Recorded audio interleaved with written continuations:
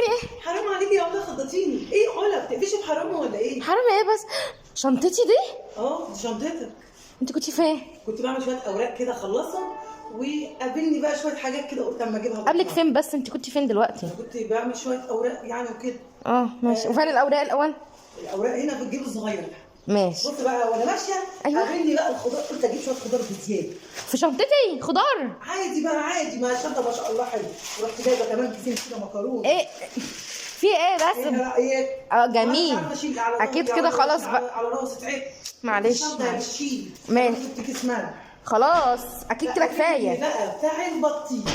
اوعي تقولي اني جبت بطيخ. جبت بطيخه. ايه طلعت حمرا يا علا. استني بس، بطيخ في شنطتي؟ شنطتك ده حلو، ده ما شاء الله بتاخد كل حاجه.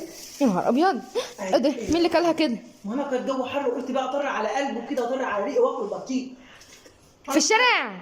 مش هرمكم من اكل البطيخ.